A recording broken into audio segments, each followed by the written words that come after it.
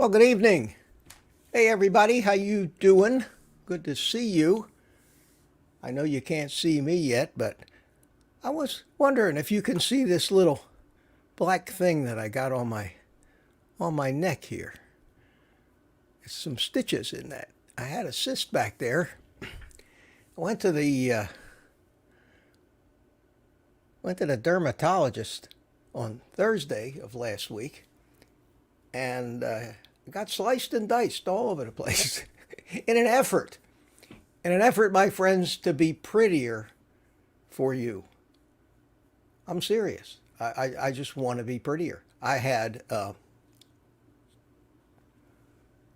me see if I can, it's over on this side right here. See that little dot right there? I don't know if you can see it.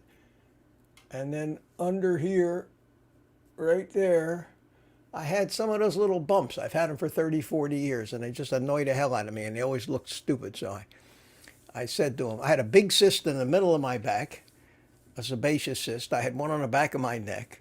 I had these two things. So I went in there, and I got kind of a 4-for-1 deal. I had to stop him. He was looking for something else to cut off. It scared the shit out of me. I'm telling you, when they say that carnivores heal fast, I've never seen anything like it. I've never seen anything like it. I mean, I go back Thursday to take the stitches out. It's ready now. Could have been yesterday. So I'm trying to be prettier, and in the effort to be prettier, and I have to make sure that everybody approves, I decided to turn that scraggly bunch of oddball hair that I had on the side of my face and on my neck into a goatee. And I want to know if you think that makes me look too much like Walter White from Breaking Bad, or does it make me look too evil? But I went ahead and I just shaved everything here, underneath and on the sides, and I think it looks much cleaner. So in my effort to be prettier, I hope I'm not going in the wrong direction here. So let me know what you think. It's very important to me. So how is everybody? Good to see you. Good to see you. Anybody up there in New Hampshire where they're out in the cold voting? Good luck with that. And a quick disclaimer before we start. You all know that I'm not a doctor, and nothing that I say here constitutes any medical advice whatsoever. I only talk about my experiences, what happened to me, and share that with you. So we gotta, oh, Mary thinks it looks good. Thank you, Mary. We gotta make sure that we're not portraying ourselves as, online medical clinics or anything like that. It's been an interesting last few days. Coco thinks I look pretty. Thank you. Thank you. The Homestead Pastor's here. How you doing? So,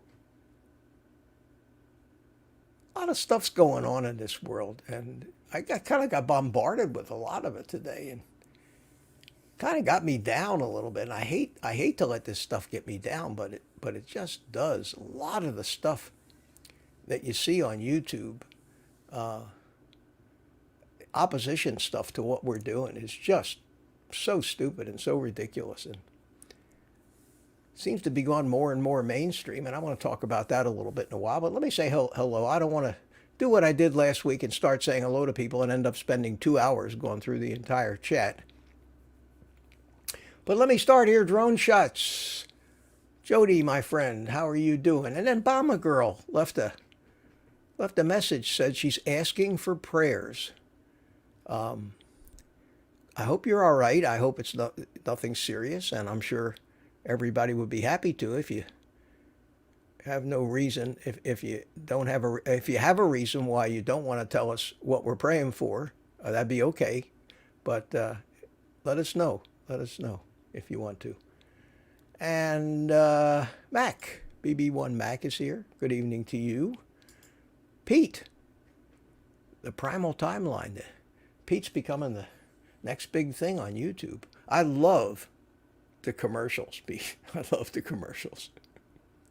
They're great. If you haven't seen Pete's channel, go check it out. And he does these.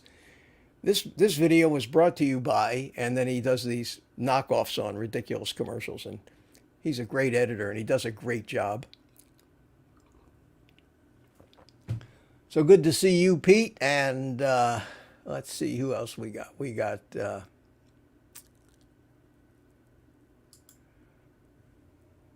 oh, that's where I said hi to Pete. And Mike Smith, how you doing? We have Brenda McIntyre's here. Good to see you. My buddy Randy K. Hi, Randy.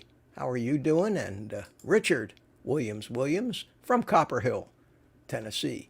And welcome our newest member to our community, Michael. Thank you for joining. And if you didn't see your name up on that list, I didn't have a chance to go in there and edit the website, so that'll be on. I'll do it tonight after the live stream, and I'll get you up there. But thank you so much, and hope to see you at our Thursday evening live stream.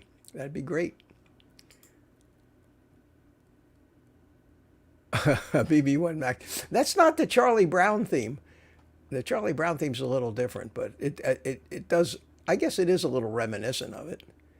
William McCartney, how you doing? Says hi to everybody. Mary is here. Greetings from Grand Rapids, Michigan. Grand Rapids. And Max says he needs to order shirts. Yes, everybody should order shirts. And this shirt that I'm wearing, it's a shameless plug here, folks, live with it, is my Carnivore Pyramid shirt. It comes in a million different colors. It comes in sweatshirts, hoodies, everything under the sun. So check that out. Links are everywhere. They're in the descriptions of the videos. They're on my website, oldguycarnivore.com, and commercial. Okay, and Deezed. That's David. We met David last Thursday night, and look forward to getting to know him better. That was great. Coco, how you doing, my friend? Good to see you. And who we have here? Charles. Charles Tate from Palm Coast, right up the road. Yeah, that's north of Daytona Beach. Good to see you, fellow Floridian. And Coco says, hit the like button.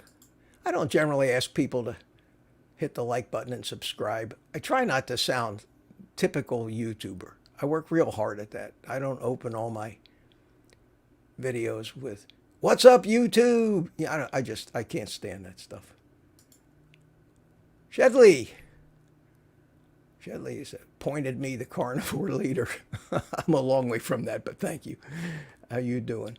We have Sarah Souza from Brazil. Oh, bom dia. I that's how much the extent of my Portuguese is. Means good day.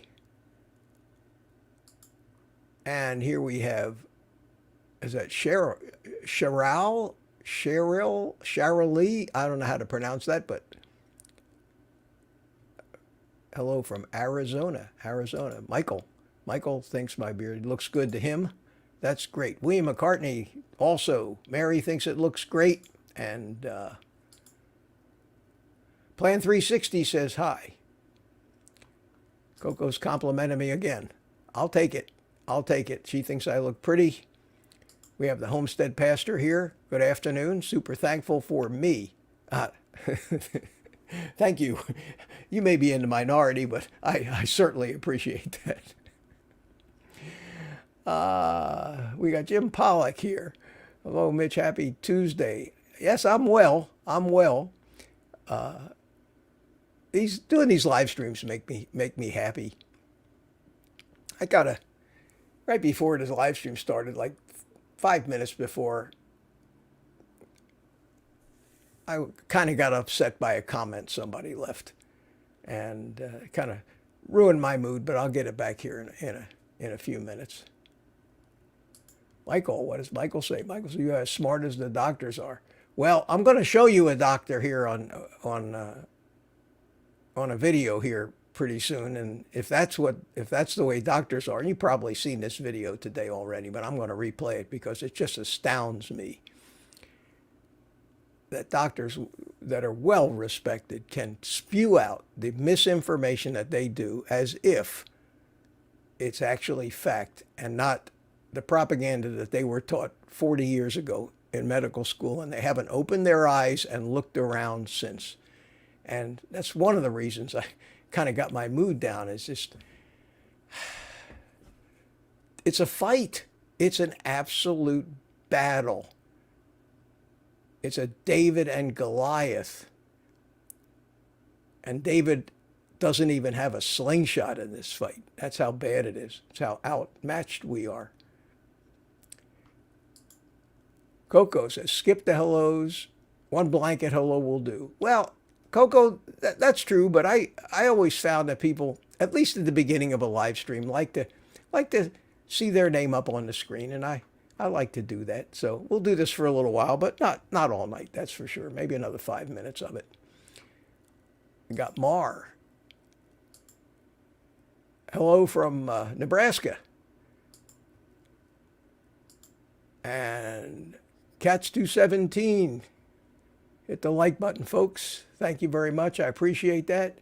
Kathy B says, hey, Mitch, I went sledding today. Oh, wow. I haven't gone sledding since I was a kid. B-Matt, how you doing? Hello from Palm Harbor. Palm Harbor up there. Yeah, another Floridian. Sarah Souza, Bom dia. That's it. And they pronounce, in Portuguese, they pronounce their D's like G's. It's strange. And instead of saying bon or buenos dias like they do in Spanish, it comes out bon dia, a G with a J sound, bon dia. I dated a Brazilian girl a number of years ago, and I tried to learn a little bit of Portuguese. That was a great example of the old saying, you can't teach an old dog new tricks, and a language is very, very tough to learn as you get older. And Joanne Hines says, hello, young man. I like that. Thank you. From Canada. Canada, that's great. Good to see you. And Adam is here. Hi, Adam. I watched your video about the workout station. I bought one. Hey, good for you. Thank you. Yeah, I've been using it, and then I went and had all this little crap cut off of me, and the guy says, don't do any exercises for a week or you'll break, you'll rip the stitches in your back. So it's been crazy because I usually like to work out at least every other day, and I haven't done it since last Thursday, and I'm looking forward to getting those stitches out so that I can get back to that. Shawn Baker, how you doing? Question for you.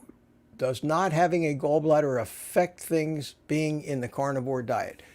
Well, according to Ken Berry and others, if you don't have a gallbladder, your biliary ducts will expand and become reservoirs for the bile, because the bile is produced in your liver. It's not produced in the gallbladder. The gallbladder is just a place where it's stored. So you're still making bile. And the advice from most of the people that you'd think would really know is when you first start on a carnivore diet, just watch out what happens. And if you get the runs terribly, cut back on your fat a little bit and then gradually add it in little by little until, and it depends how long ago you had your gallbladder removed. But I think there is a plethora of successful carnivores out there that have had their gallbladders removed, and they're doing just fine. But the way, you can tell in the bathroom whether you're overdoing it on the fat or not. And that's about all I know about it. I don't know if it's still there, but I even had a gallstone a number of years ago when I had my kidneys CT scanned for all my kidney stones. I read the radiologist report, and lo and behold, I had a gallstone too.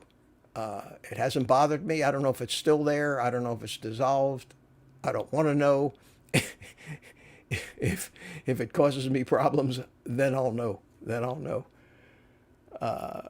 Let's see what else we got here. Okay. Anybody else that chimed in after that? I'm going to cut away from monitoring the chat because I got 100 people in here already, and it does get really, really time consuming. So Thank you. And I got a few things I want to talk about tonight. I want to get some of this stuff. I'm sure one of the big things that happened this week excuse me one second.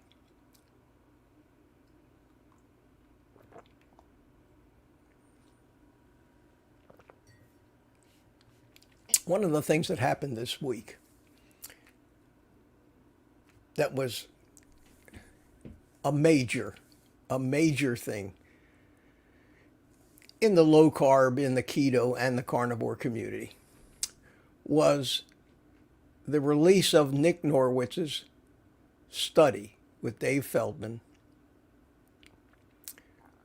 And you all probably saw it, about the Oreo cookie debate, the Oreo cookie versus statin.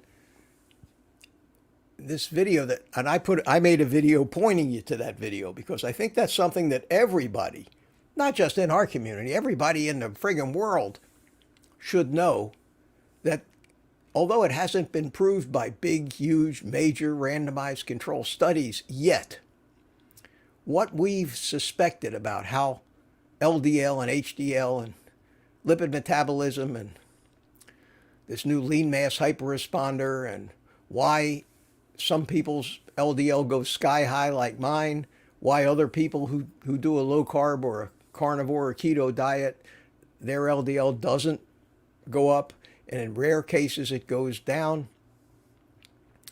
The theory that Dave Feldman came up with, called the lipid energy model, hasn't been thought of by most of these people who are still following old Ansel Keys and his diet heart hypothesis from 50 years ago, who said saturated fat and cholesterol clog your arteries and cause heart disease.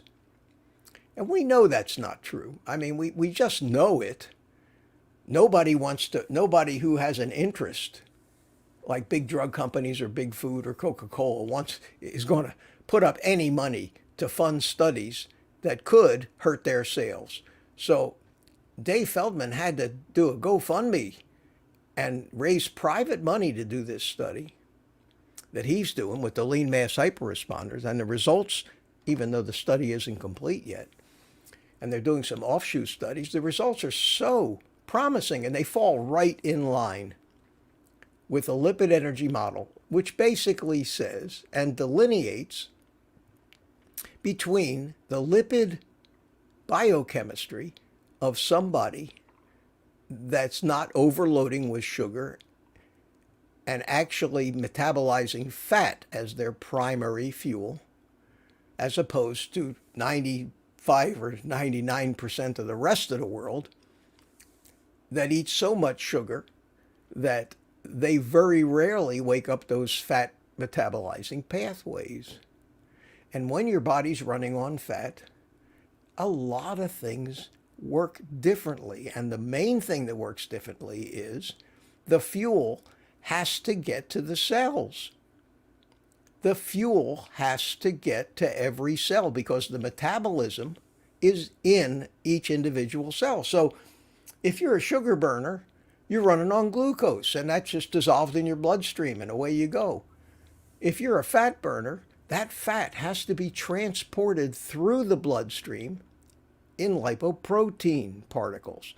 And I've talked about that, and it all just makes so much sense. And now, Nick, with this Oreo cookie versus statin test, this test should set the medical community on its ear, but it won't. And that's the aggravating part. Nobody is doing nobody in the mainstream, nobody in the medical community, nobody in the big food or pharma looks at this as anything other than a threat to their business. You couple this with this election we have going on now and the dirty tricks that are being played. The truth and what's right never even matters anymore. It's who's more devious, who can squash the other guy's message, who can keep the narrative where they want it. And unfortunately, in medicine, the narrative has been for the last 40 years that cholesterol is all that you need to worry about for your health. And if your cholesterol is high, you're going to die. If your cholesterol is low, you're healthy. That's simple. Here comes real evidence that shows that in fat-burning individuals who are living like our ancestors lived for millions and millions of years, you have to have that high level of lipoproteins because that's how the fuel is getting from your liver to each individual cell where it's metabolized. And it makes sense. And what they're finding out, the reason why some people's cholesterol goes sky high, some people stays the same, and occasionally somebody's even goes down, they're finding a very close correlation between body mass index and LDL levels. The thinner you are, the higher your LDL will go if you're burning fat. The higher your BMI, it might stay the same. If you have a BMI up around 35 or 40, you might see your LDL go down. And that's what Nick proved with this test. He proved for 2 weeks, converting himself from a lean, athletic, fat-burning individual with a very low BMI and a cholesterol, LDL, even higher than mine. I'm at like 340 something. He was at 385. By converting himself back in a period of 2 weeks to burning sugar instead of fat, he dropped his LDL by 275 points.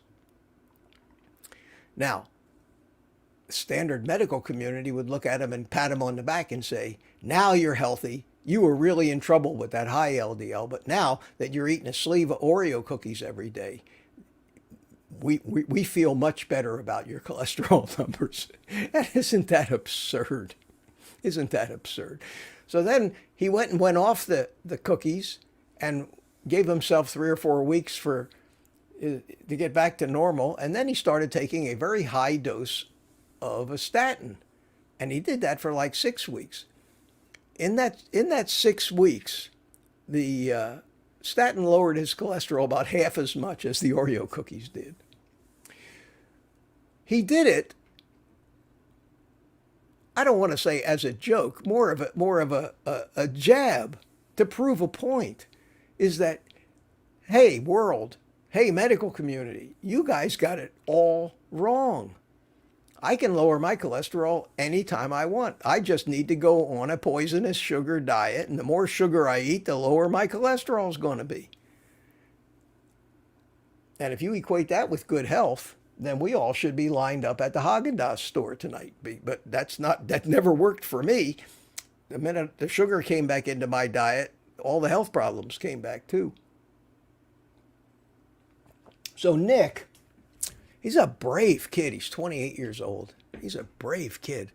He went on the Plant Chompers channel. Okay, I don't know if you know the Plant Chompers, but you can imagine that is a vegan and vegetarian channel. And he debated Walter Willett, who is the guy from Harvard that's one of the biggest nemesises to the low-carb or meat-eating public. He's a vegetarian and he's a researcher at Harvard, professor, and they're always dragging this guy out to tell you why red meat's causing cancer and all that other stuff. And he went on to Plant Chompers and debated this guy very civilly. And it was a great debate. And I'm not going to play the debate for you now.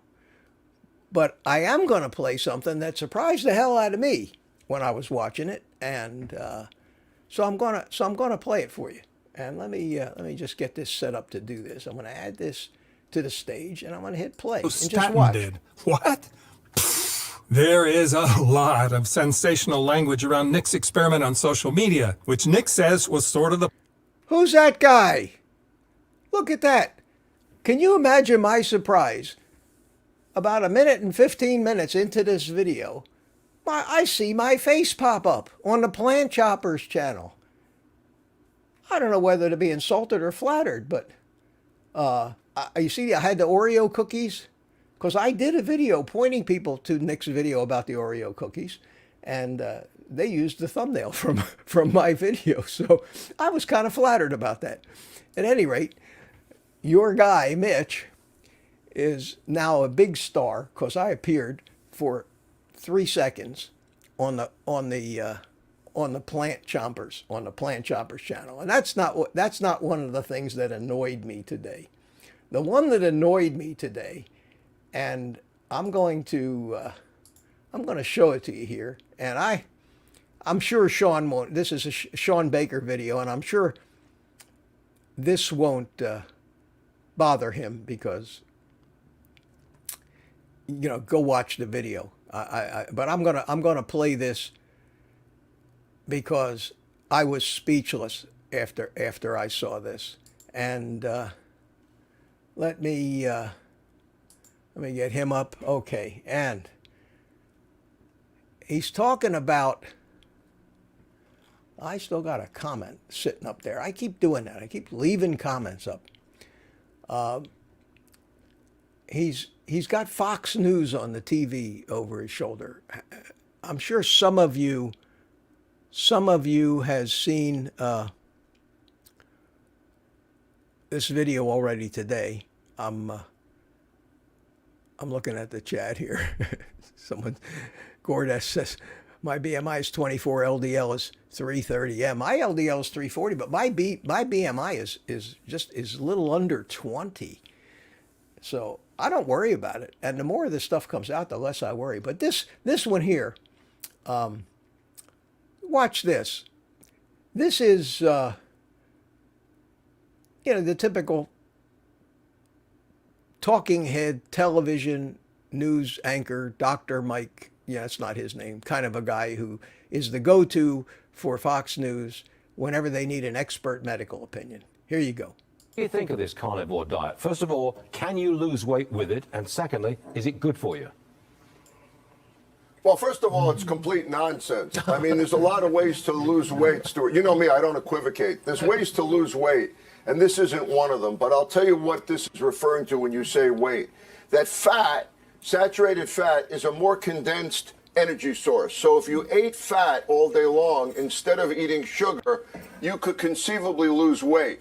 Also, and I'll say one more positive thing, meat has a lot of protein in it, and it has a lot of vitamins. All of that is good for you. The problem is the saturated fats are very bad for you. They clog up your coronary arteries. They increase your risk of heart disease and cancer. We've shown all of that now, and I like unsaturated fats. Those don't do that. Those are what's called healthy fats, omega-3 fatty acids. Fish has that. Vegetables has that. And the other thing vegetables have, by the way, is fiber, which meat doesn't have. So when you have vegetables, you're having fiber, which helps with your digestion. That can help you lose weight, by the way. And then you have much healthier fats, unsaturated fats. You get your protein also. You get your protein from fish. I say Mediterranean diet. I think that law student down in Georgia that says this has cured all of her health problems in 7 months is ridiculous and belongs on TikTok. Okay, I think we've just... Shawn, shut it off. Now, how many of you guys, that's Stuart Varney, and Stuart Varney probably knows more about medicine than that doctor did. Did you hear what he said? Did you hear what he said? He said saturated fat clogs your arteries. Even the American Heart Association retracted that in 2015. 8 years ago, they published deep in their annual report a statement that said saturated fat is no longer a nutrient of concern. Where was this guy? He's talking about unsaturated fats. Well, we eat fish, we eat sardines, we get our share of DHA and you know, on a carnivore diet. Bacon, bacon has more unsaturated fat in it than it does saturated fat. These people don't live in a world with real facts, and it's just maddening because he's on a financial show talking about the carnivore diet, and you'll pardon my French, talking at his ass because he has no idea. And he's talking about fiber, how you gotta have fiber. Sorry, bucko, I haven't had a gram of fiber in a year and a half. And I've never been healthier. My gut has never worked better. I don't have any problems that I had all my life eating fiber. And they keep putting this stuff out there. So you have to wonder, is this guy on the payroll somewhere? I don't know. But I heard that.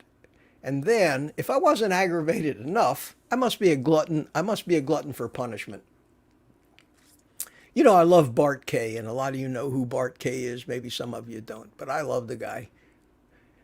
And he's got a video out, been out a few days now, and he actually has a vegan doctor on.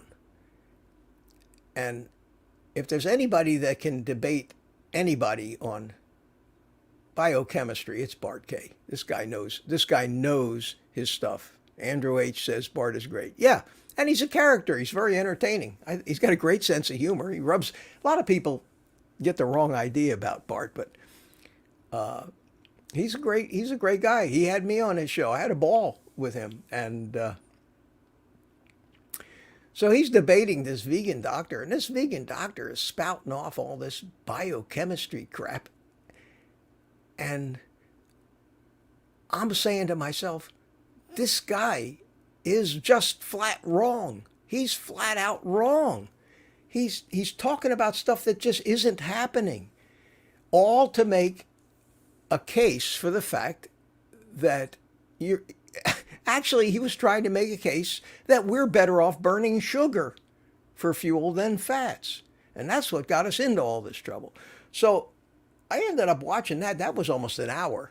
And I was fuming when I got done with that. And Bart handled them great, but you can't change these people's minds. Even if you did change their mind, they wouldn't admit it because their whole reputation, their whole life, their business, their job as a professor or a doctor, everything they wrote that's got their name on it, they can't. That's why they say science advances one funeral at a time. It isn't until these old guys with all the wrong ideas die, not that they're murdered, but that they die of old age, that some of the new young guys with open minds can take over. At any rate, that was my kind of day. And then got into a comment match with somebody who keeps coming on in my videos and keeps basically telling me why I'm wrong. And I tell them, try to be nice to these people. I don't want to insult anybody. So but they just, I don't agree with you, and here's why, and you need to do this, and you should investigate that, and you should find out this. And I say, I'm not interested. Well, if you're not interested, then you're not very smart, because if you were smart, then and I mean, it's one of those whack-a-mole kind of things. You can't deal with those people. I hate to hide people or ban people from the channel. I try to be nice to them, but some people just won't stop, and it's annoying, and some people even get death threats from these kind of people, and I certainly don't need that. Not in my life at my age. I try to be diplomatic, and it's annoying, and it's definitely a mood killer. That's for sure. And Sky One says, let the vegans keep eating their veggies. I agree. I don't want anybody to listen to me if they don't want to.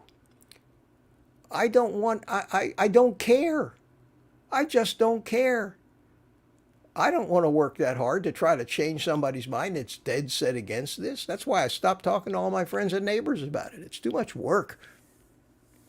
I want to talk to people that at least come in with the idea and an open mind and say, you know, look at all these people doing so well. Maybe I should do that. At any rate, life of a YouTuber.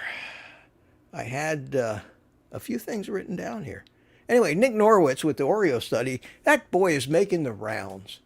I have seen no fewer than 10 different interviews and videos and shorts and things about him, and good for him. I mean, I think they're on the right track.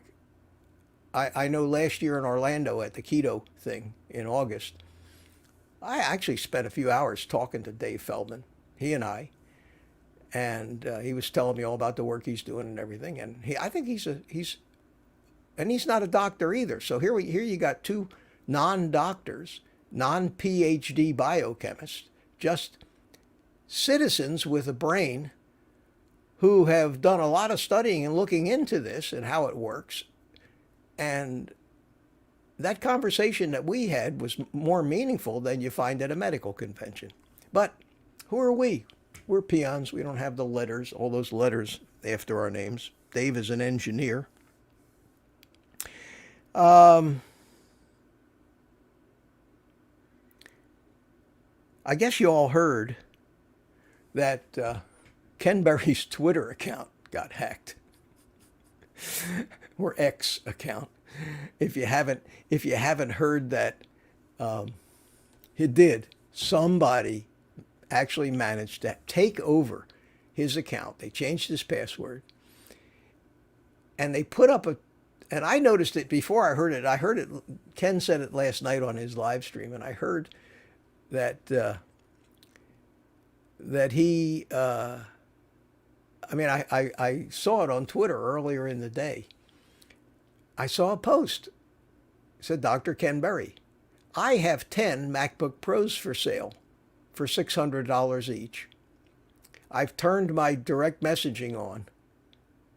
And then he posted a second one shortly thereafter, said, I have 6 left. I'll sell them for $500 if you buy 2.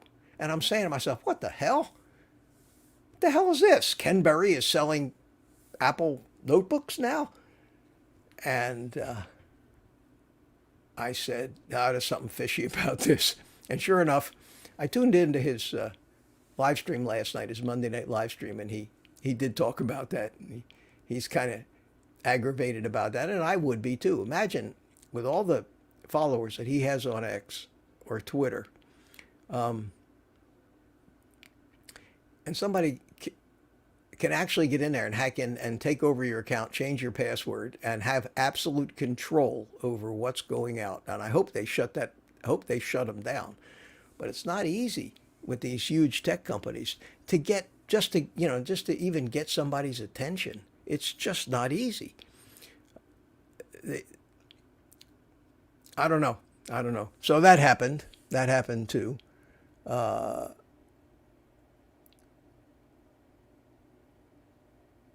Okay, that's enough of that. What's this last one? Oh, I wanted to mention one other thing to you, that the number of comments that I get every day as my channel grows, and I hit 20, congratulate me. I couldn't believe it. I hit 20,000 subscribers. I'm up to about almost 20,500 already, but a few days ago I hit 20,000 subscribers. I never thought that would happen. So thank you all. Thank everybody. I appreciate that. That validates, at least I'm getting interest from people, and that validates all this work. But with the growth comes more comments. Thank you, Coco. I appreciate that. I'm catching some of the chat, but if I miss your chat, I'm sorry. I can't concentrate on the chat because I like to use the excuse that I'm old, but I don't think anybody can keep talking and talking about things and multitask like that and try to, get off topic. But the comments are getting harder and harder for me to get through them. And I get two kinds of comments, and I want to show you these things. So I'm going to get a screen up here. If you give me 1 second to get this up. I didn't have this ready.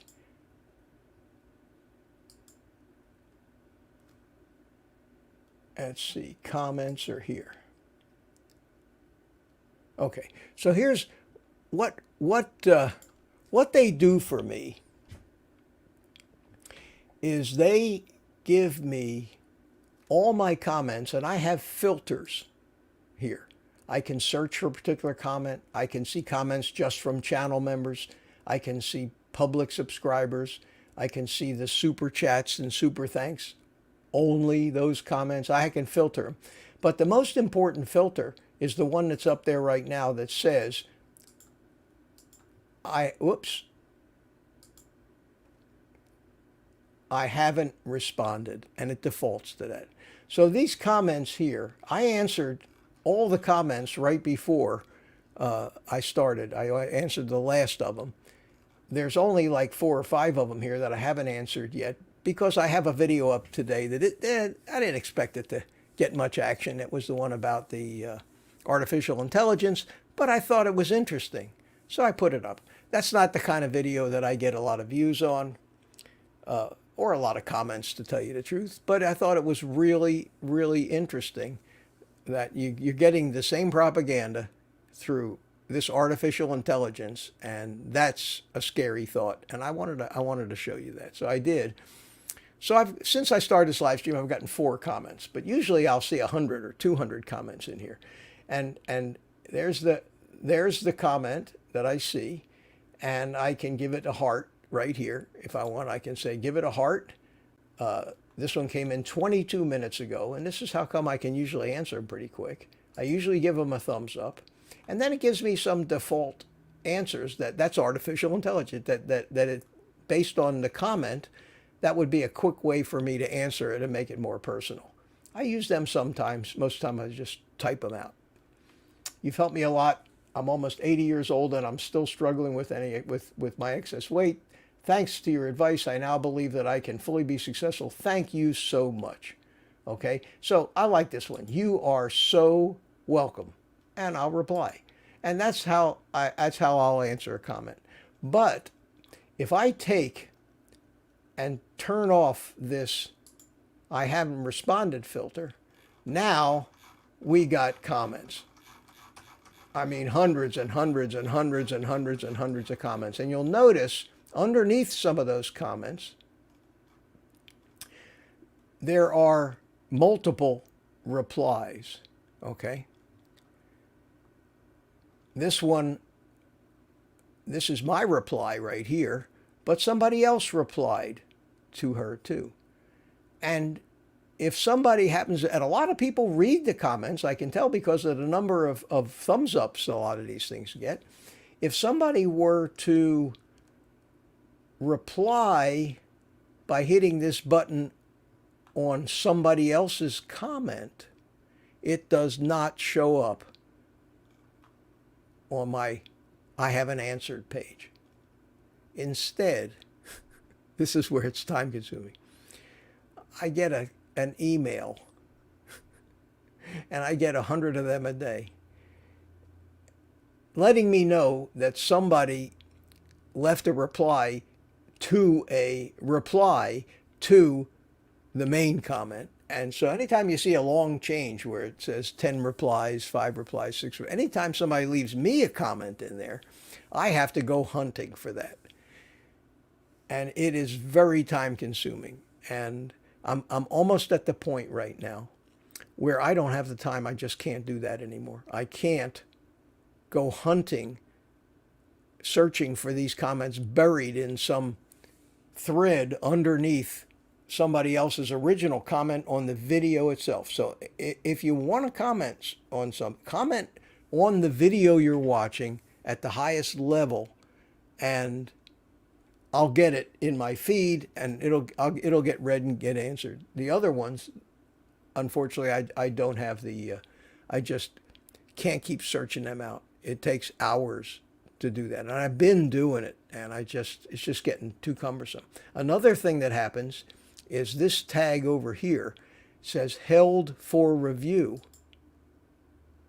These are comments that YouTube, in their infinite wisdom,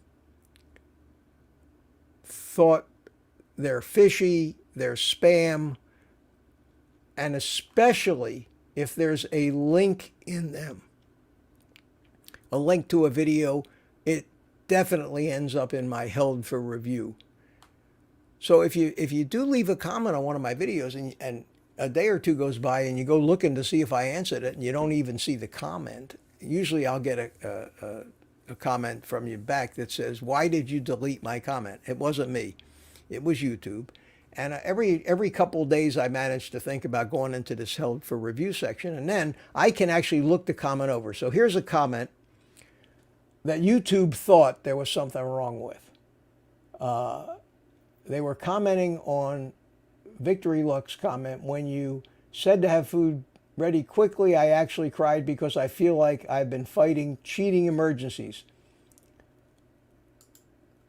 And she wrote a book, okay? Some of these things are just a lot of... Anyway, there's something... That wasn't the comment that got held for review. It was the... I can tell because the check mark is grayed out. It was somebody else's reply to her comment. I'm not even involved in this conversation, but it's still in there. So I don't know what in the world YouTube didn't like about it, so I approve it. I click this check and it goes away, and now it's public and everybody can see it. So that's another thing that I have to do. And I just wanted you to see what's involved in trying to do this YouTube thing. Make people feel like you know they're out there, you know they're watching, you appreciate, and I do so appreciate the comments, and 99% of them make me feel good and keep me going on those days when I get a little down or overworked with this stuff. And I do appreciate it, and I don't know how many people are going to get the word. I usually get about 2,000 views between the live and the replays, but nobody really, even on the replay, sits through the whole 2 hours or whatever it turns out to be. So that's how the comments work. I hope it, it's a little peek behind the curtain. I'm happy to share that stuff. I simply don't have any secrets from you guys. There was one other thing I wanted to ask you tonight, and I know I've been accused by one or two nasty people of begging. Well, if I beg, then I don't know what all the other YouTubers are doing, because they're always asking for something. You can help me out a little bit if you want to. You know that Amazon has affiliate accounts, and everybody on YouTube has one. And everybody on YouTube, including me, has links to the things that they think people might be interested. And most of the time, it's because somebody asked them, "Where did you get that? Where did you get that?" So they publish the links, and you've heard that phrase, God, how many times? The link is in the description below. And I do it too. Not a lot of money to be made there, but the good part, the really good part of that is that it doesn't cost anything for my viewers. If, for example, if I was doing a thing and people, it must have been 100 people said, "Where'd you get that ceramic frying pan of yours?" If somebody wants to know where I got it, I say, "I got it at Amazon. Here's the link." And it's a $30 frying pan. I make $1, maybe $1.50. But you don't pay any more for it. You don't pay any more. And I don't push that a lot. I really don't. I don't talk about it too much. I talk about it less and less all the time. But I have a page on my website. It's called Links to Stuff I Use Every Day. And the reason I want to talk to you about this tonight is that you can help me out. And I want you to think about this, because I figured out why Amazon's doing it. On January 1st, Amazon started a little deal with all of the associates to give them a little bonus if they reached certain dollar amounts of sales. Okay. Not much, a couple $100. But I was hitting those on my Amazon account. I was always way over those numbers. Always way over those numbers. I said, hey, that's great. I'll get another couple $100 for, and they're doing it for the next 3 months. And then all of a sudden on January 1st, the Amazon stuff came to a screeching halt. Nobody's buying anything through my links. And it dawned on me that there's a reason why Amazon is doing this. The holidays are over. People aren't buying stuff in January or February. They're returning stuff. So Amazon in their wisdom says, holy cow, we need to get some business. We need to fire up these YouTubers with their links to the products. So we'll offer them a couple $100 and see what happens. So I just wanted to show you this page. And these are links to stuff that, and I'm telling you, I don't want you to buy something you don't need. I don't want you to buy anything that you hadn't planned on buying. I don't want you to spend any money that you hadn't planned on spending. But if you think you're going to need any of these things that I have links to, I would appreciate it if you would go to my website, oldguycarnivore.com, go to this page right here, and buy them through my link. Costs the same price, no difference whatsoever. And we'll see if I can't hit Jeff Bezos up for an extra couple $100 because it helps. So I would appreciate that. And these are the things that I have on here. I have the electrolytes and supplements that I take, the stuff to mix my own supplements, the salts, the ghee, the panko crumbs, the different salts, smoked salt, herrings, sardines. I got some of the different appliances, the food saver, the sous vide machine, the pots, this Dubai mineral bicarbonate, my favorite frying pan. There's the bacon grease catcher, infrared thermometer, which is great. I think it's like $10 or something. It's very cheap. The sous vide bags that are not plastic, they're silicone. The meter, the digital thermometer, all these neat things that I use almost every day in cooking. And get off of Amazon. And if you think you're going to get one of those things, I'd appreciate it. If you forget, it's okay. But I figure, why not? Why not ask for it? If you hate me for that, sorry. I have T-shirts. Some of these are not my T-shirts, but people said, I really love that National Sarcastic Society T-shirt. So I put the link to the Amazon. It's not mine. And then there's my own T-shirts from my merchandise store on there. And the cameras that I use to film things. Many people have asked me, what cameras do you use? Where'd you get them? And then the exercise equipment that one I just built that I use, and the digital scale that I use. So they're all on there, and they take you right to Amazon. And if you buy them, they pay me a small amount, and it adds up to $100 or $200 a month. That's about the extent of it. But every little bit helps these days, It helps. So I'd appreciate it. That would be very nice. But don't. I'm not looking for charity for sure. I'm saying if you're planning on buying any of this stuff, and it's not too much of an effort for you to go in through my link, it would help me out a little bit. That's it. Enough of that. Enough commercials. Well, we're 5 minutes to 9. Let me try to see if I can find any questions in the chat. And I hope if you were going to ask me questions. Oh, Andrew says that he ordered from my link. Thanks. I really do appreciate that stuff. So let me go back in the chat. I'm not going to go all the way back to the beginning because there's a lot of chat in there, but let me go back a few. And let's see. Yeah, I can put them up on the screen here. Michael says, you're as smart as the doctors are. Yeah, I like that one. Thank you. Coco, skip the hellos. Oh, no, that's way back to the beginning. We've been there. Let's go to the, holy mackerel, look at all these. I'm glad you guys are having a good time chatting it up like that. I don't think I'm going to make 2 hours tonight, guys. But if you got any questions, start asking them.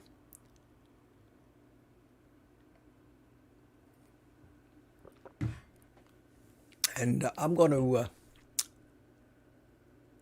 try to read a little of the chat and not talk at the same time.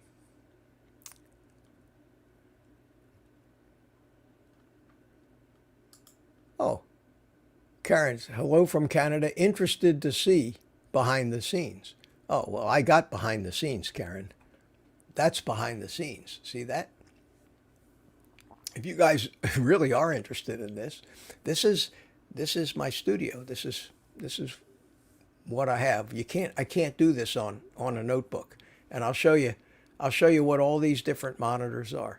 This window over here is the actual version of the stream. If you'll see that, watch it, there's a delay. I just pointed to it. It's about a 10-second delay, and that shows me what's going out, what you're seeing on YouTube, and it tells me how many people are watching, and then I have another chat window. Here is the main chat window. This is what's called OBS. It's a broadcasting software, and it allows me to switch scenes and do all that kind of stuff, and change backgrounds, which is really cool. I can change scenes. I have all kinds of scenes already up there. I can put up the different monitors with me down in the corner. I can put me in some palatial room or in front of a big staircase or in the kitchen, in a castle.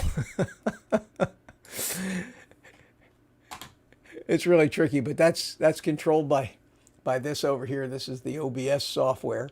I've got 2 studio lights bouncing off the ceiling, and one of them is aimed right at the green screen behind me.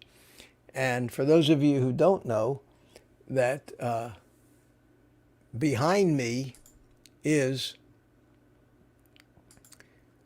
a green screen with chroma key. And if I turn off the chroma key, you'll see that I have a green cloth screen hanging behind me. And what happens is when I turn the chroma key back on, anything that's green, it becomes transparent, which is why if I reach sideways sometimes, you'll see my arm cut off because it's gone past the edge of that green screen. But that allows me to be in silhouette in front of any scenery that I want to put up in the background. And in the background here, I actually have a graphic of this door, and that is this right here. If I take the graphic of the door away, there's a video playing in the background that I shot outside my house one day when the wind was blowing a little bit, of the trees moving around.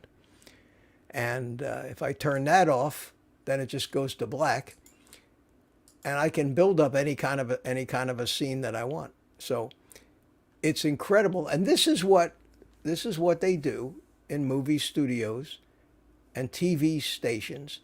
When you see the big control rooms with 5 or 6 people in there, they're using stuff just like this. The thing that makes it tricky for me is I have to be the news anchor and the producer, because this is the pushing the buttons is what the producers do. So that's a little look behind the scenes. I hope that's what you were talking about, Karen. I always like to show this off because it's fun, and I'm a techie, so I really like fooling with this stuff. Florida is here. I haven't said hi to you yet. My other favorite YouTube creators do not try to reply to each comment. Mitch, be good, but thank you so much. I appreciate that. But I keep doing it. I keep doing it because I want to read that stuff. I like to know if somebody asks me a question and needs a little help. I love to help. So I'll keep doing it as long as I can do it. I think it's funny that they call. Here, what's this say? Crazy Horse says, I think it's funny that they call bacon nitrate free when it has celery seed. Celery is nitrate used. But you know what? You don't want nitrate free bacon. The nitrates are good for you. The nitrates. I heard somebody say, and I think it might have been Ken Berry, that the concentration of nitrate in your saliva is thousands of times more concentrated than it is in bacon.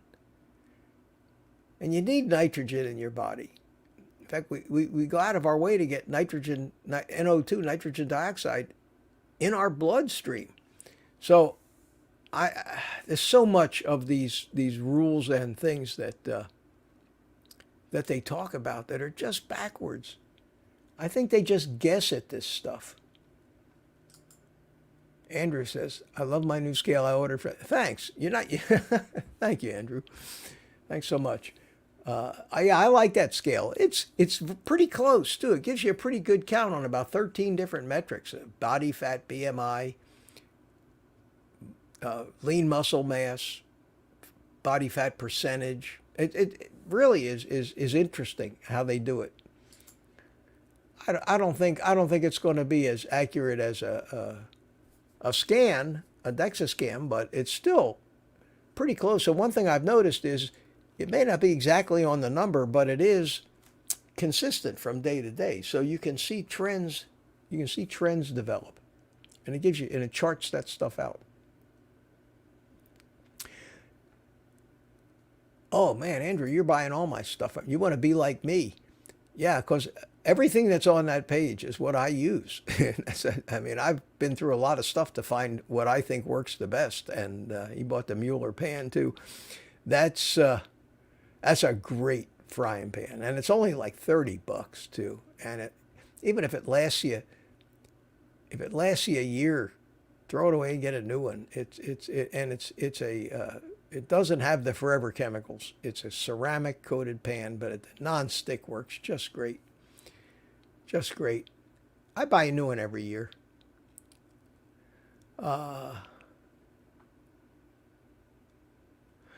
The pork rind crumbs, yeah, Andrew, those, I use a lot of them. I was at Sam's Club this morning. There you guys come on to my live stream to hear me talk about my shopping. It's carnivore stuff.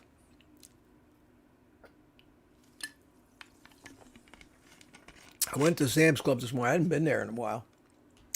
I spent $200. And I came home, I don't know what I got. I've settled into these foods, and I've had a few requests to make a video like what I eat for an entire week. That's going to be a lot of filming because you have to film every meal, and then edit all that stuff into a big long video. And then I ate. But I'll do it. I think it'd be interesting. But like today, my entire food intake for today. A lot of people do the what I eat in a day, and that's easy for me because I eat pretty much the same thing every day, with a few exceptions. I ate 5 strips of that Wright's thick bacon, which is about a half a pound, and I had 6 eggs. And that was my first meal. And for my second meal, I ate 1.25 pounds of ground beef. I made one big hamburger patty. I just took it, I had it in a ball, in a Ziploc bag. I just took the big ball, put it in the frying pan, and squished it down with my hand until it covered most of the bottom. I used the Biochemistry, the carbon steel pan. It's an 11-inch pan, and it covered about the whole thing. I had this huge hamburger, and that's what I ate. And that's the only food. That's the only food I ate today, and that's about what I eat on average every day. But I did buy something today that I normally don't buy because it's very expensive. And I say to myself sometimes, what are you saving? What are you doing, Mitch? Treat yourself every once in a while. And then I go, nah, it's ridiculous. But I bought myself that lump crab meat. You've seen it. It comes in a little, like a pint-sized can it's like $25. Because there's nothing I like better than to make. And I bought some of these big prawns, these big tiger shrimp. The only thing I don't like about them is they're farm raised, and unfortunately I can't get the wild caught. I try to buy mostly wild caught fish, and I get the wild caught salmon in the big cans from Amazon. But these prawns, these shrimp were huge. These black tiger shrimp, and I bought, that was about a pound and a half for them. I think it was like $18, about $10 a pound. And I bought about a pound and a half of those. I love, and I don't know if you guys have ever made this. You know, I make an omelet with sardines sometimes. I love a seafood omelet with crab meat, just loaded up with crab meat and shrimp. And if you've never eaten something like that, you just take and you make your omelet, you just get your shrimp cooked. The crab meat is already cooked. You don't have to cook that. You just and you take it and you throw that fish before you fold your omelet over. You just throw that on there and let it heat up a little bit. The shrimp, you already cooked the shrimp, and just make a layer about this thick of crab meat and shrimp inside the omelet. And I'll tell you what, I'm going to have one of them tomorrow morning. And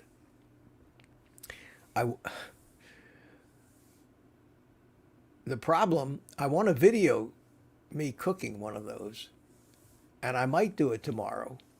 But I don't know if you guys remember, we had a tornado come through here last May, and it just tore up the siding on the side of my house right next to where my office is here.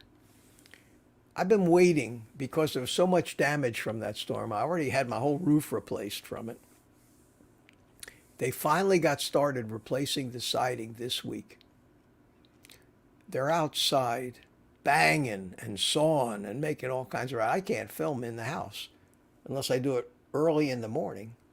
And so I might not, I might have to make the decision and tell, the audience on the video, you'll have to pardon the noise. There's nothing I could do about that. They're finally doing my work after 7 months. I want them to finish it. But I will make a video with that seafood omelet, although it doesn't require much instructions. I just told you how to do it, but it is fabulous. And yeah, it's expensive. You're putting crab meat and shrimp in it, but the eggs are cheap as hell. So in the long run, that probably doesn't cost any more than a ribeye or something like that, or even less than a ribeye. So why not? Why not? Anyway, I'm going to do that too. So I did buy that. I bought that seafood, the shrimp and the crab meat. And I got, in Sam's Club, they have these tubes, big long tubes. They're 10 pounds of 80/20. I used to buy my ground beef at Aldi, but I go to, at Sam's Club, there's a 10-pound tube of this 80/20 ground chuck. It's the best ground beef I've bought in a long time, and it's $3.80 something cents a pound. So it costs like $38 for a 10-pound tube, which is, pretty big tube. And then what I do is I just take the tube and I lay it out on a cutting board, and I cut it into 8. I cut it in half, and then I cut those halves in half. I leave the wrapper on it, and I just take a super sharp knife and just cut it into 8 what look like discs with the plastic wrapped around it, and put them in a Ziploc bag, roll it and get all the air out and throw it in the freezer. Because it doesn't stay in the freezer too long. I'll go through that and cut those 8 things in a week and a half or 2 weeks. And each one of those is about 1.25 pounds. And that's about how much ground beef I eat when I do eat it for a meal. So I think I did, in one of the recipe videos or the prep videos that I did a few months back, I actually showed you how I do that, but I didn't do it from that big tube. I did it from the packages from Aldi's. But when it's so quick and easy to do, when you just take the tube and you cut the thing in half, and then you cut half and then half again, and you have 8 equal round pieces of that tube with the plastic still around the outside. And you could take the plastic off before you put it in the freezer or leave it on, doesn't matter. And then the night before, I decide what I'm going to eat every day the night before. I just take it out of the freezer and put it in the refrigerator. And if it's not quite defrosted, about an hour before I'm going to eat or 2, I'll take it out of the refrigerator, just set it down on a counter and let it finish defrosting. But this is such an easy diet to do. It's so easy, and That's the one of the best things about it is you got a very narrow selection of food to deal with, and it just works out great. Works out great. So let's see. I think I had Andrew up there, and oh, I like you, man. Scooby the dog calls me a young guy. Hey, all right, all right. And Shelby says, I'm buying some ghee. Oh, that grass-fed ghee is terrific. That stuff is delicious. Especially if you like, one of these days they have these snow crab legs. Those are great. You melt some of that ghee. Ghee is drawn butter, in case you don't know. And so when you eat lobster tail or that kind of thing, that's what they melt down. They melt down ghee and put it on there. Oh wow, Andrew, you're talking about the 360 camera. Yeah, hang on a second, man.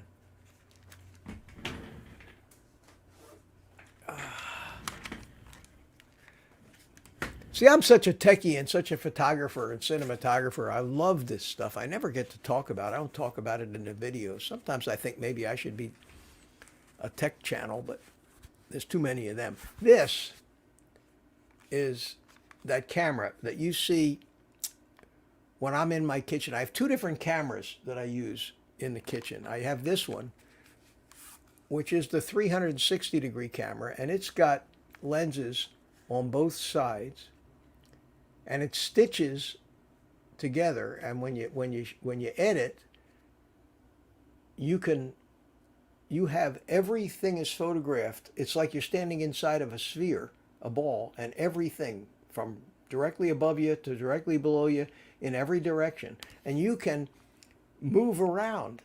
And people have asked me, how did you get the camera to follow you? Well, the camera wasn't following me. I was done in the editor. I told it, you do it by keyframing. I would say, okay, right here, I want you to get that piece of the picture. And then you go later in and you see you're over there, so you put another keyframe in, and then it transitions between the two. And all you have to do is set this camera up, and it's on a selfie stick, so you can pull it out and hold it out in front of you. And that's how I do a lot of times when I'm out behind my house. Or this selfie stick actually has a little tripod on the legs, and you can just set it down and put it anywhere. You don't even have to point it at you. It doesn't matter where you're standing. It photographs you anywhere you stand around it. And the cool thing is, it makes the stick disappear. It actually stitches it out. So when you see me with this camera outside, and you'll see my hand look like this, which is really crazy. My hand will look like this, and you'll look and say, what's wrong with his hand? It's nothing wrong with it. It's just I'm holding the stick like this, but it makes the stick disappear. So all you see is this. And they're not cheap cameras, but God, the stuff you can do with these things is great. I have 4 different cameras that I use to film those videos. I have this one. I have, hang on.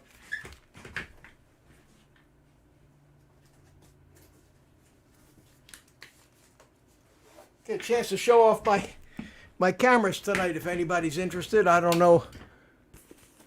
I don't talk about roast beef so much. I use that one. I also have this one is called this is an Insta360, but it's called the Go 3.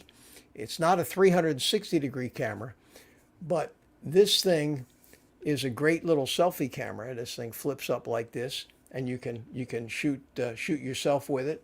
Or the coolest part about this camera is that this comes out, and this is connected wirelessly to the base, or you can just use this by itself. And this, if you all remember the shot that I did that thing in the morning where the coffee was coming out of the coffee maker into the cup, I had this little camera down in the bottom of the cup, and I just let the coffee, because it's fully waterproof, and I just let the coffee run right over the top of it. And it was, you can do stuff. If you don't want to, if I go into Sam's Club sometime and I don't want them to pay attention to me, and I want to film something in there and be kind of inconspicuous, I'll take this little camera in and just and just hold it in my hand like this, and it's crazy. They have hat clips, they have magnetic things where it'll stick to your chest, and they're unbelievable. So I try to get some interesting photography in some of these videos. I also have this thing, which is what I use when I'm walking around in my community. I have it on a selfie stick, and it's the new DJI.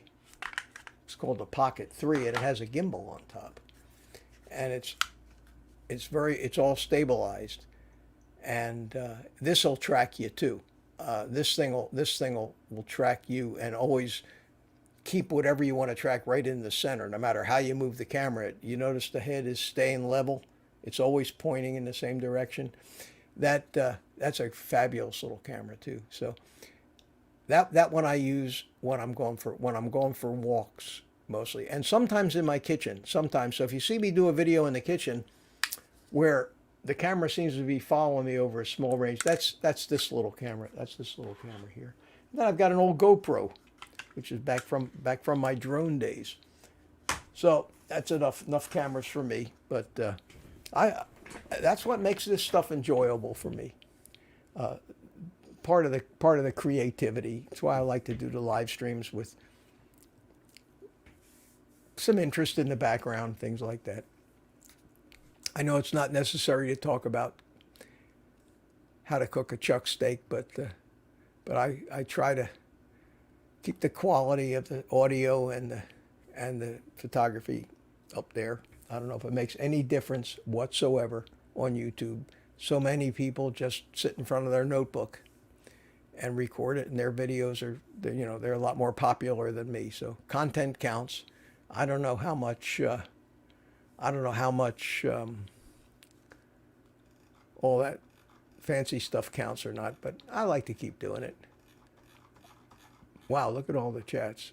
What do we got here? We got Michael Castleman gave me $1 super sticker. Thank you, Michael. I really appreciate that, man. Thank you so much. I appreciate that. Wow, look at all the people. Look at all the people in the chat here. Here I am talking about that stuff I fall behind. Jennifer Marlowe is talking about squid and pork belly. Lots of toys. Yeah, we got to have their toys, man. I come from, this used to be a drone channel, and I got a whole room full of drones I used to fly around. I love that stuff, so I can't help it. Look, you got to have a hobby. You got to have a hobby. The Pork King brand says on the label, fried in pork fat. Yeah, let me tell you about that. That's a good point. Anybody that does it, that fries a pork rind in seed oils is crazy. A pork rind is all fat. You just got to put it on the heat. The fat will render out of it.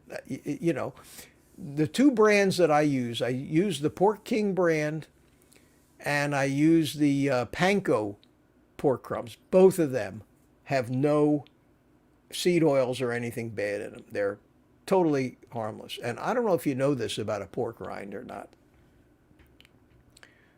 A pork rind is what's left after the fat goes out, after you render the fat out of it. The fat is gone. That thing that you have that's light and kind of crunchy is protein, because that's how fat works. We have the same thing in our bodies.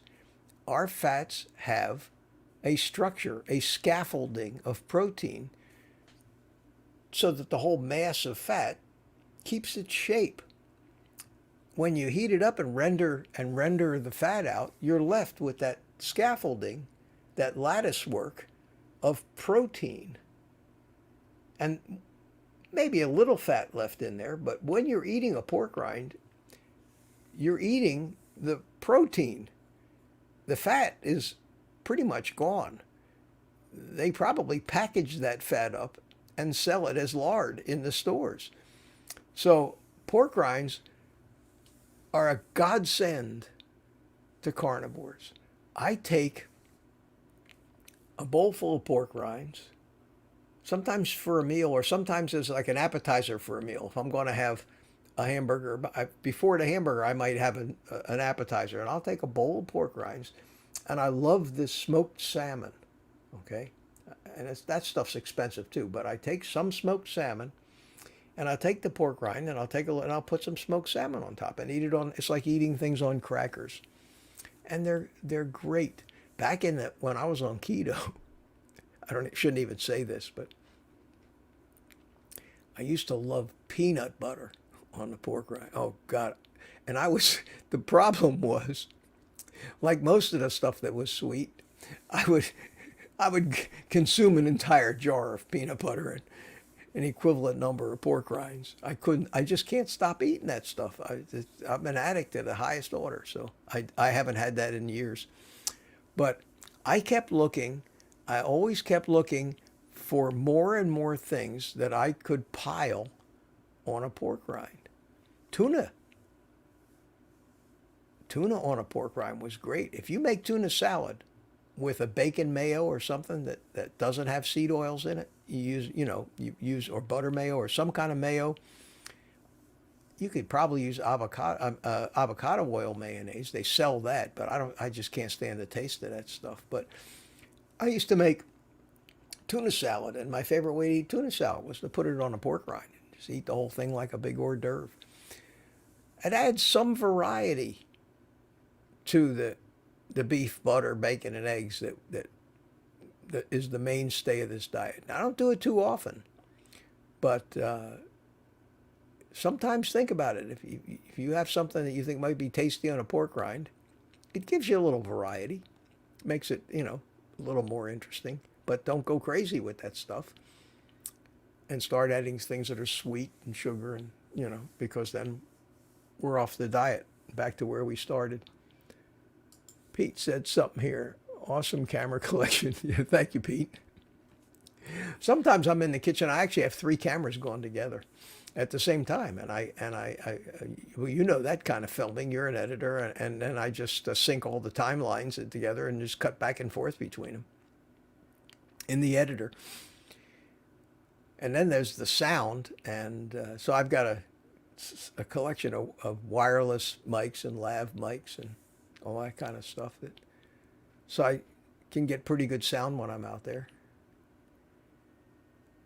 What do we got here? Fred says his toys are automotive tools, solar panel stuff. Yeah, well, we guys have to have tools. We have to have. We're like Tim Allen, we grunt like gorillas. Jennifer, crazy horse. I'm not eating the bag. For old grandma, cut the pieces with they're all talking about recipes. Kara, thanks for the camera info. Well, good. I didn't know if that bore anybody or not, but and then sometimes I just use my cell phone.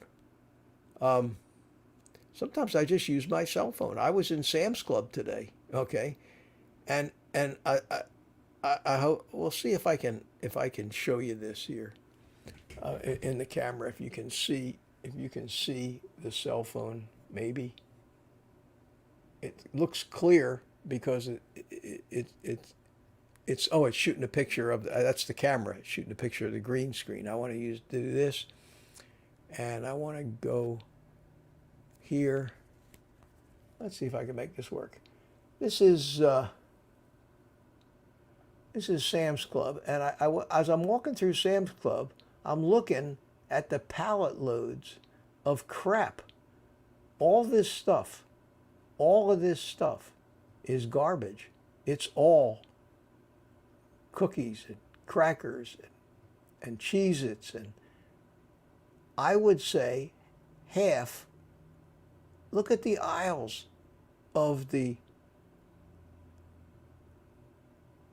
These are. I haven't shown you the same picture twice. This is how much Ritz crackers. Look at that. Now,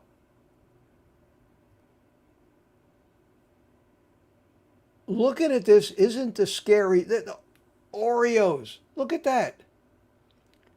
looking at this isn't the scary part. The scary part is that every bit of that crap will have been sold within a week. In 1 week. The good citizens of Melbourne, Florida will have eaten most of that. And we wonder why. Why we're fat, why we're sick and dying.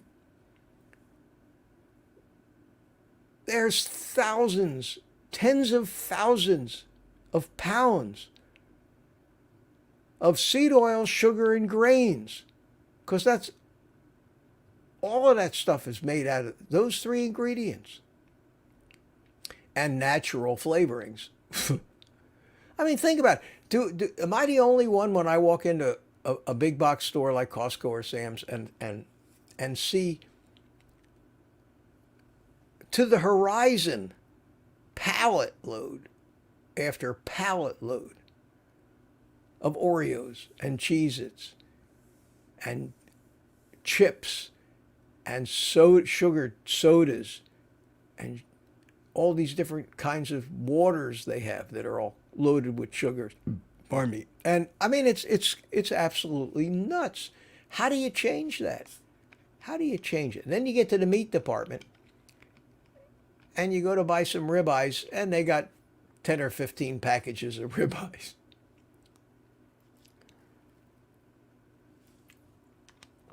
Way in the back of the store. And if you want to buy ribeyes,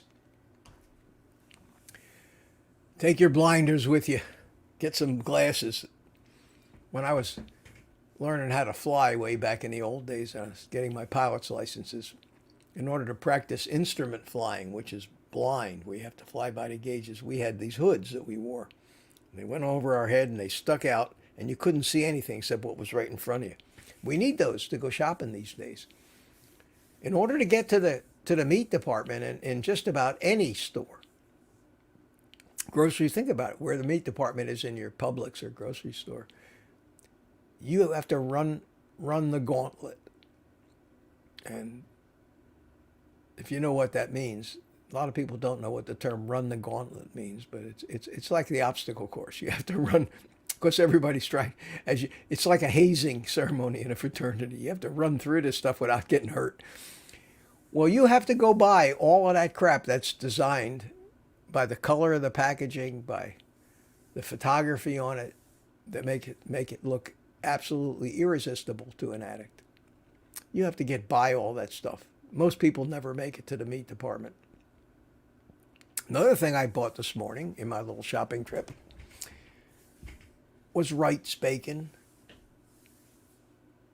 They normally have an entire refrigerator case at Sam's filled up to the brim with Wright's bacon. They have the applewood up top and they have the hardwood down at the bottom.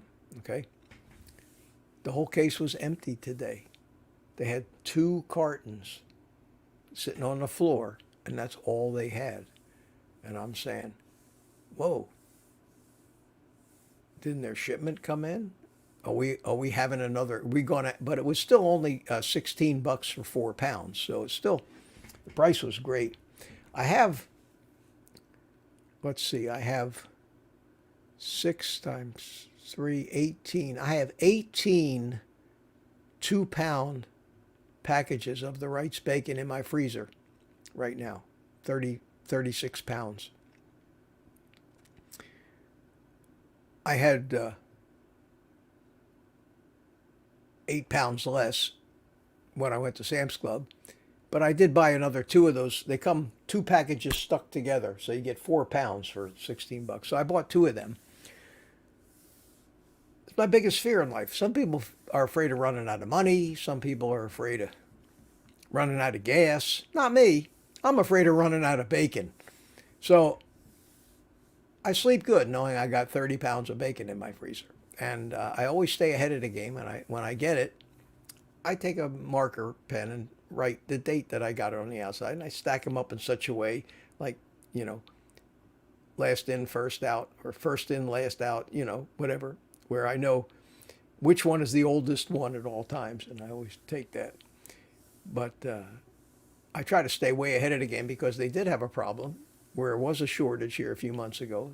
The price went up to $25 for 4 pounds instead of 16 rather. And they were short on it. And it's like the old toilet paper shortage. You know, remember after COVID, excuse me, the C word, when that came in and you couldn't find toilet paper anywhere.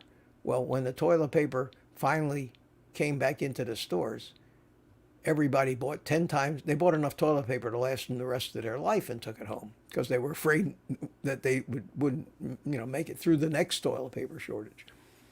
I never could figure out what that was all about, but I would think people would be stocking up on some things that were a lot more important than toilet paper. Let's see what we got here. Smile, you're on candid Mitch camera, Andrew says. Yeah.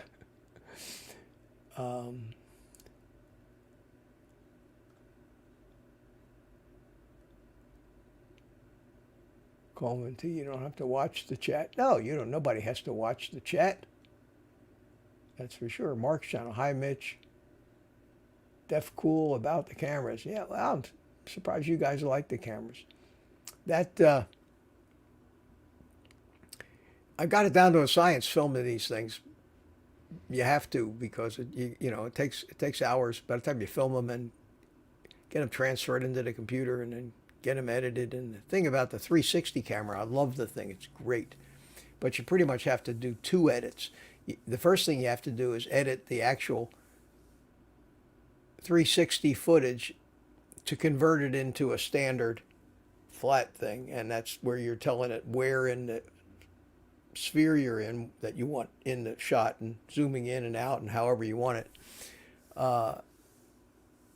And that takes about a half an hour generally to render the final product. And then you have to import that. You have to take that and put it into your actual editor. I use Premiere Pro and Adobe Premiere Pro. So you end up having to do 2 different edits on that.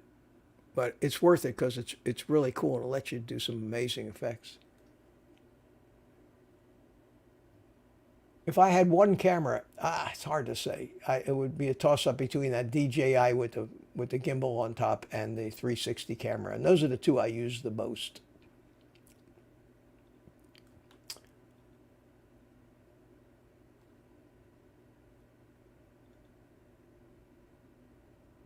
Doing Lion right now. Fred Laura Quente. Doing Lion right now under chemo treatment. Oh, well, good luck, man. Hope that works out for you.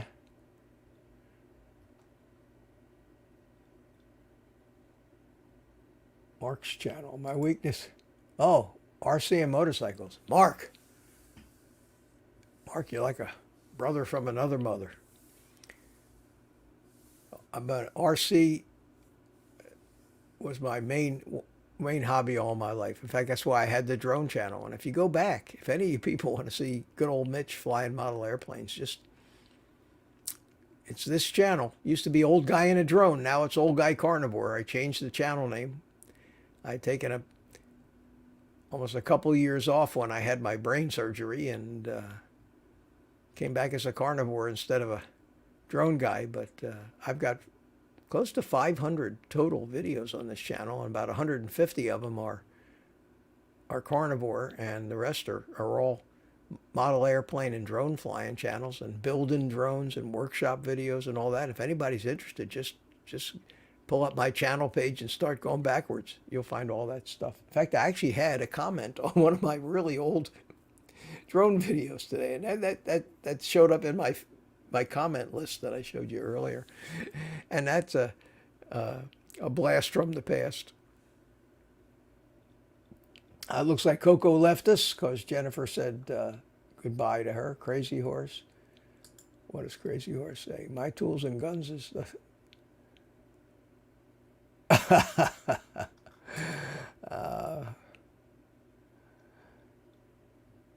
I'm glad you guys are having a good time, and you all seem to be hanging in here, so I guess I'm not boring you too bad. I'm going to be calling it a little early tonight. It's been at it for over an hour and a half so far. John P., sorry, hit the send too soon. Let me get down towards the end of the chat here. Shared the Oreo video, but I'm sure the vast majority, yeah, and that the theory behind how that happens is so dead on the money and repeatable. The lower BMI, the higher the LDL. It makes so much sense. It almost is predictable that when you have somebody with a BMI, a low BMI, who's athletic, who eats little or no carbohydrates, their LDL will be astronomical. Otherwise, they couldn't live. My philosophy,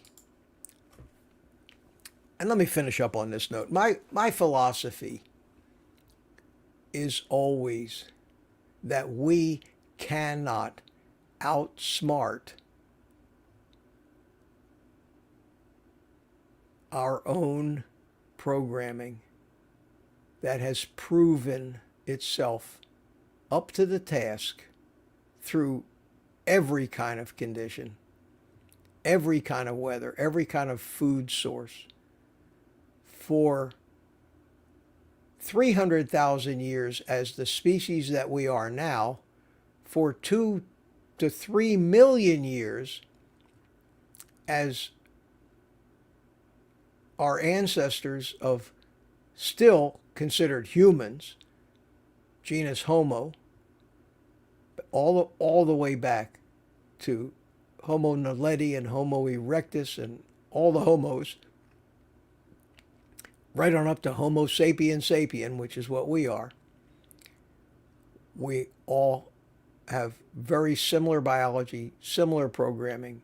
We never had anybody 50,000 or 500,000 years ago dying of heart disease because their cholesterol was too high. It just never happened. There was no sugar to be had, not any quantity of it. We know that it's the sugar that's causing all these problems. It's not the fat. Lions have been living on fat for longer than humans have been around. They're not dying of heart disease. Most of the animal kingdom, all the carnivores, go for the fat first. That's why the early humans started eating the muscle meat, which they scavenged from what the lions left. So when the lions attacked the big animal, they ate all the gooey fat stuff. And the humans would go in after the lions and eat the meat, the muscle meat. And when we learned how to when we learned how to use tools, take big rocks and crack the skulls and the bones and get at the fat marrow and the brains, that's when we started to get the real nutrition. And that's when our brains started to grow. We got smarter. While we got smarter and more clever, our physiology changed. Our guts and digestive system changed to where we are now apex carnivores, period. None of them were dying of heart attacks, and their cholesterol was, if they were thin and athletic and burning fat for fuel, their cholesterol was as high as my cholesterol, guaranteed, because we're programmed that way. And when we fool around, when we screw and try to micromanage all of the biochemistry in our body using external chemicals, we generally, unless there's a defect or something wrong, we generally do more harm. We do no good doing that. So I have always said, I trust my own programming, doing what this animal and its ancestors have been doing for millions of years. to have fine-tuned itself. Otherwise, I would not be here today. I wouldn't be alive. Some ancient ancestor of mine would have had a heart attack, and that would have been the end of the family line. We are, those of us alive today, are the current generation of a huge line. And when you think, and people don't think this way, but I do, in a million years,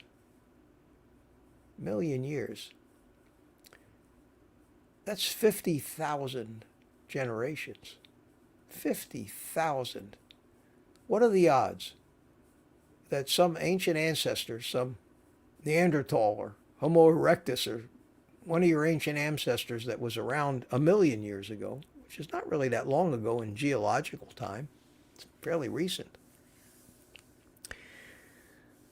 For 50,000 years, nobody died in your line. Every child had a child who had a child who had a child who had a child who had a child 50,000 times in order for you to be alive today. Because if that chain had been broken and any one of those potential grandparents of yours had not reproduced, you wouldn't be here.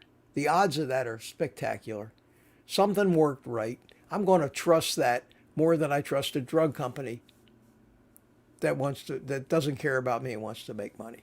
So I have great confidence. And when I see these things about the Oreo study and the statins, and I see everybody getting to the heart of why it is, it aggravates me that there's so much resistance to it. Like that stupid doctor on Shawn Baker's thing, or the plant choppers guys that somehow seem to think that we should be eating landscaping. And that's what I call vegetables. I call it land. Tell people, well, you want to eat landscaping, go right ahead. I'm going to eat ribeyes. So I had a good time tonight, guys. Appreciate everybody coming out. Hope I managed to entertain you a little bit. Haven't scared too many of you away, so that's great. That's great. I think that's 1:45. That's enough. Let me bring in a little exit music here.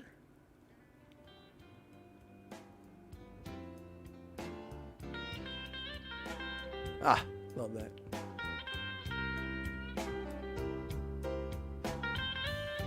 I like it.